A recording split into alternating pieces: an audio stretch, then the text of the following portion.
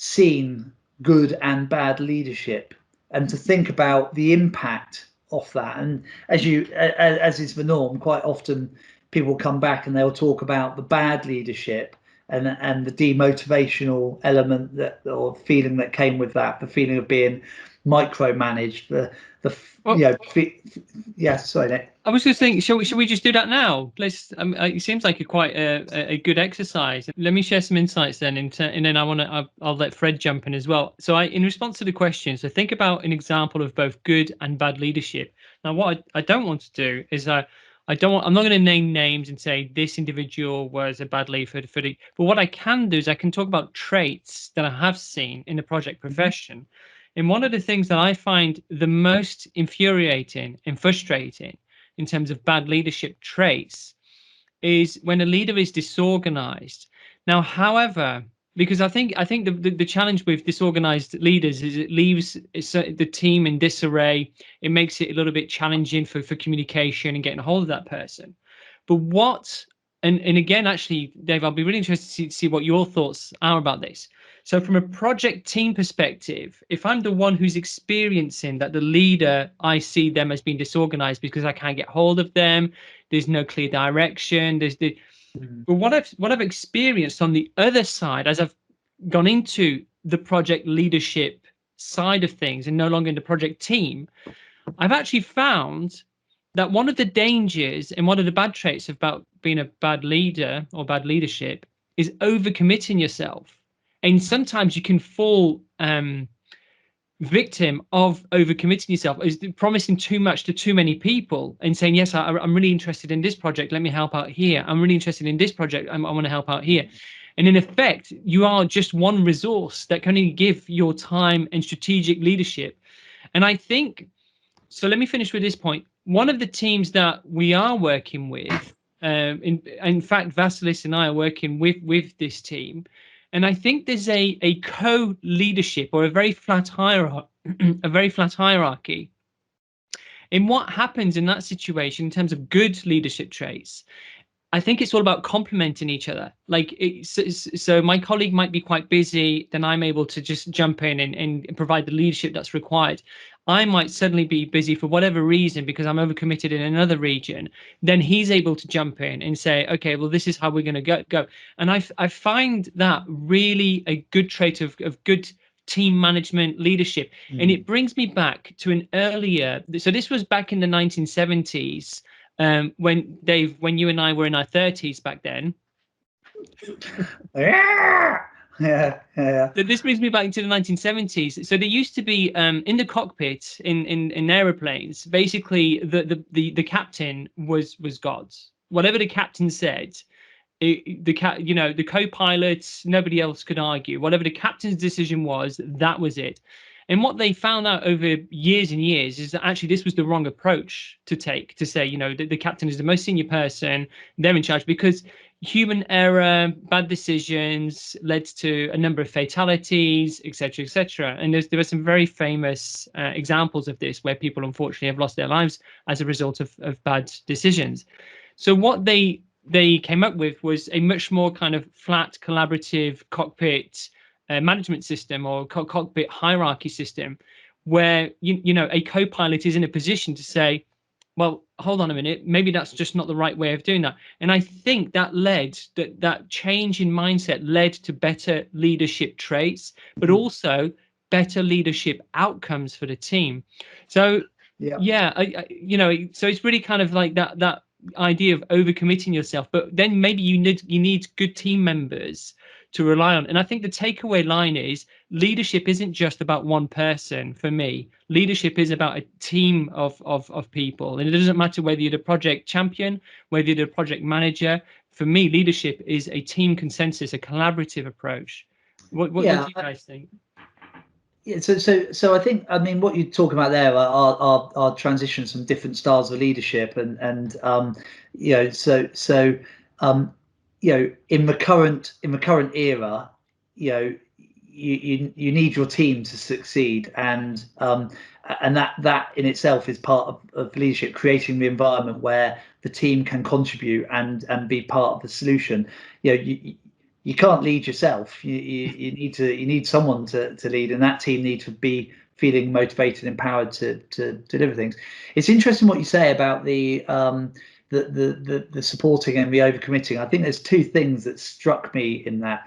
One is that you've got to remember that you have to deliver. A big part of leadership is based on trust and credibility and respect. So if you continually fail to deliver on your promises, then you will lose trust, respect, and credibility, and therefore you won't be allowed to lead. You might have a position of leadership, but you won't be able to lead. So actually being true to your word and doing what you said you would do is really, really important, and recognizing that and not taking on too much yourself is key. A lot of people move into leadership positions because they've been good at something else, not because they were trained to be a leader. So their natural inclination is to get stuck in because that's what they enjoyed doing in the first place. And so I talk towards the end about being a helicopter. And actually, when I did a bit of kind of prep work for this session, I thought I'd just see what the current take on helicopter management is. And I thought, whoa, that's not the message I want to give. I don't want, they talk about micromanaging, about the team feeling like they can't move, that it's generally aligned to bad behaviour. And I thought, blimey, I can't share that with you guys anymore. But actually, the bit I wanted to get across is that as a leader, and this comes to your point, Nick, you need to recognise when you need to come down, when you need to land. Come off your. The point is, you're up in the air. You've got visibility of a much broader and far-ranging horizon, but you need to recognise when you come down and you land for a while. You get in the muck and bullets of things. You help your team. You roll your sleeves up and you get stuck in. Most people at that point tend to stay there, and that's when you start getting in people's way. You're no longer helping. You're no longer part of the solution. You've got to get back up, and the leadership element of it is that you come down and help, but you get out of there once you've done that bit, and you let it get back to business as usual. You let them have their ownership, their free reign, and that to me is part of the art of that understanding when you're required, and more importantly when you're not required.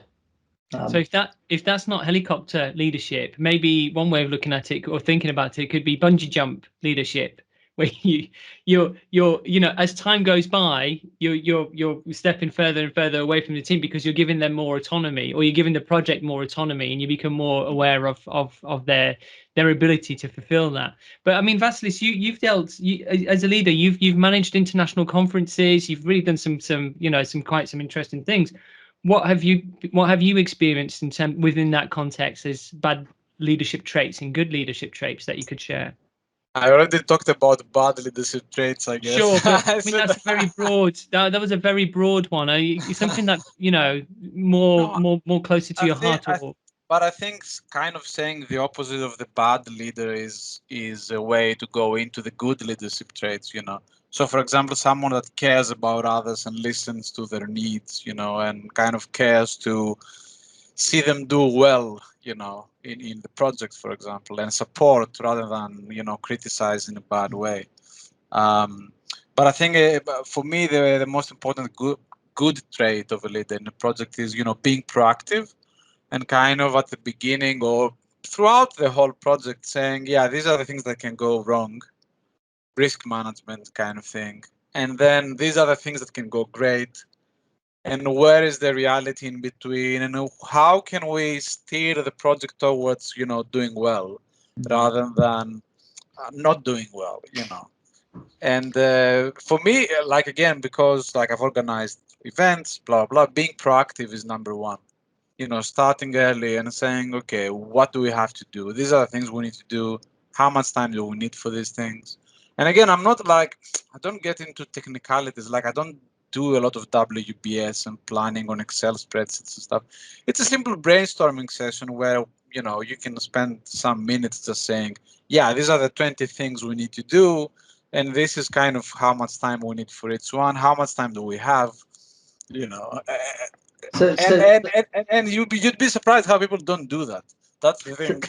so what's interesting about that, Vasilios, and especially right now, where we're all working kind of remotely, is that you know, someone will listen to what you've just said and will be nodding their head and resonating, and someone else will be shaking their heads going, blimey, I'd hate that.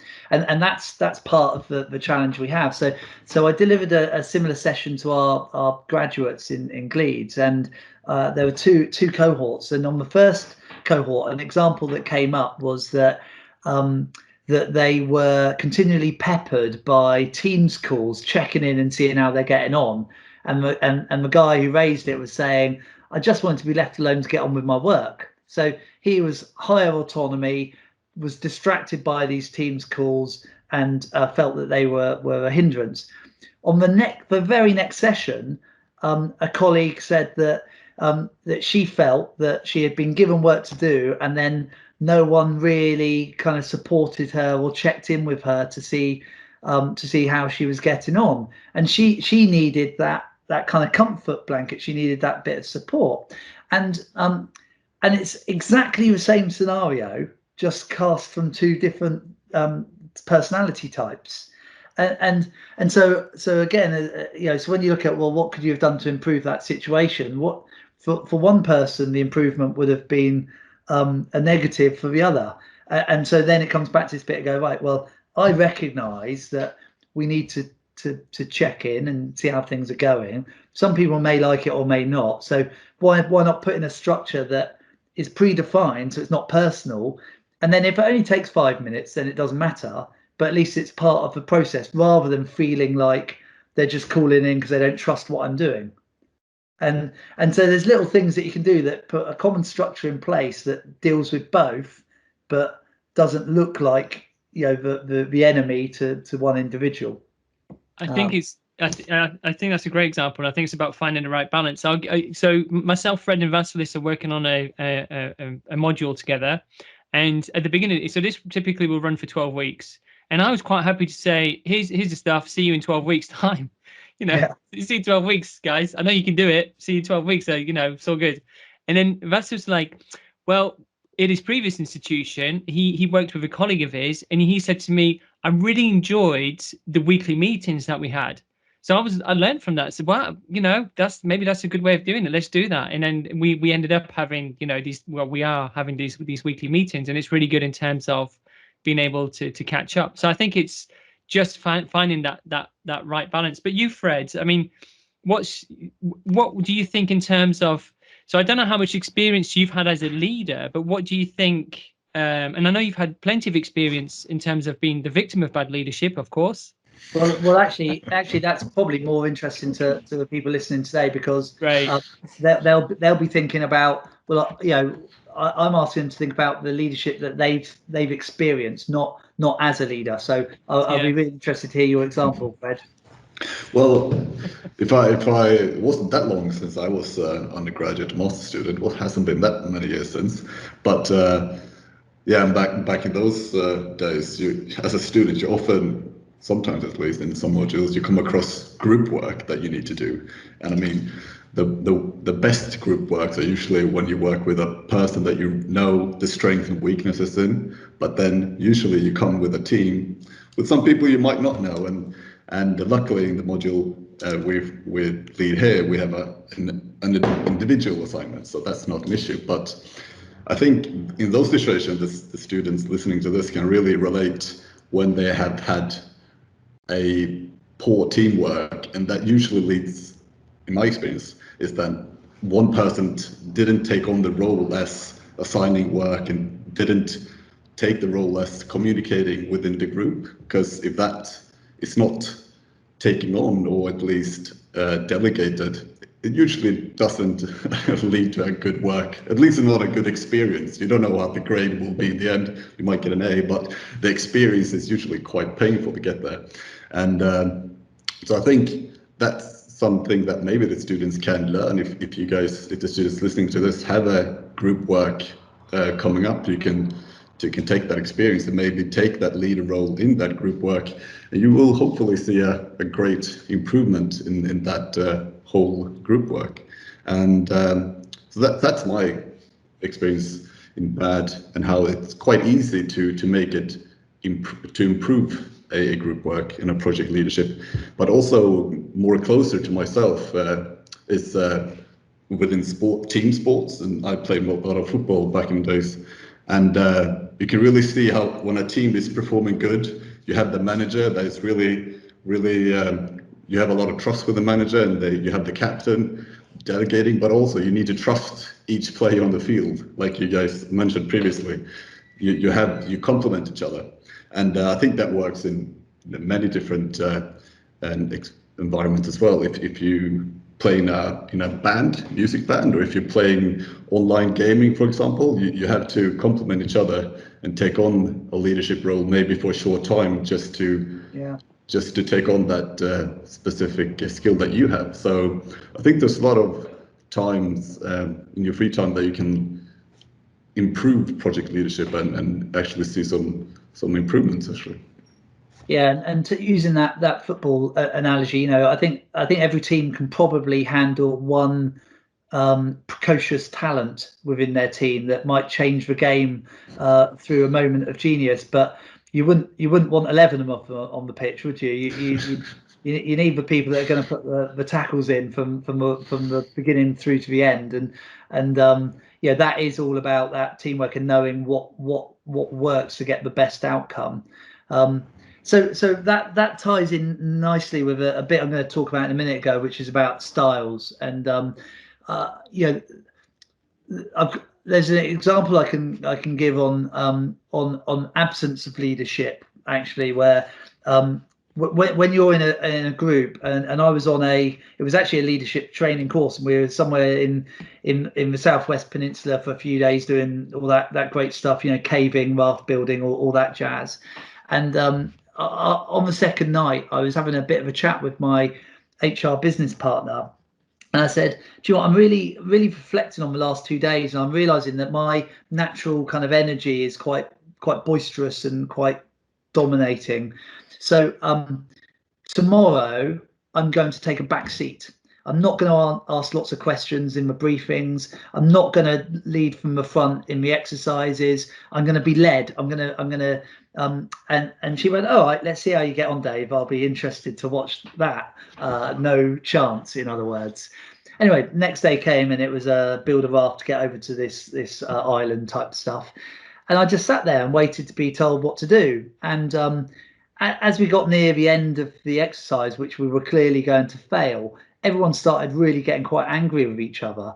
And one of them pointed at me and said, well, what's happened to you? I said, well, what do you mean what's happened to me? I said, well, they said, you're normally at the front of this. You're normally driving us. We needed you today, and you weren't there. What's happening? And actually, it dawned on me that I'd done the worst thing possible, because I changed my approach to trying to test out what it would look like, but I hadn't told anyone. So they were assuming, because they worked with me before, that we would all take our natural roles, and by me voiding that, it completely ruined the dynamics of the team. And all I had to do is at the beginning of the session say, guys, for my own personal development, I'm gonna be led here. I'm not going to sort of step in, and it would have been completely different. So that little bit of communication would have made a world of difference. The second. Sorry, Nick. Yeah. No. Go. Well, I was just going to say on that first point, I could just see on the horizon if when we do that, people say, what's wrong with you today? Why are you in such a bad mood? Why are you not participating? And you're like, yeah. No, I'm just trying to hand back some autonomy or agency and see how you guys get on. Oh, Dave's in a really bad mood today. He's not really joining in. It's all my fault, apparently. Yeah, there was me thinking, that my, so the worst thing is I come out thinking about how important I am, which was exactly the thing I was trying to prove otherwise. Anyway, should we move on? So it's been great to chat through some of that stuff, and maybe the students listening can reflect on their own experiences, and importantly think about well, actually, what could that person have done differently that would have completely flipped the situation around to make it a better experience? And that might just then help you think about how you want to be as a leader in the future. So I'm not sharing at the moment, am I? So let me put that back on the screen.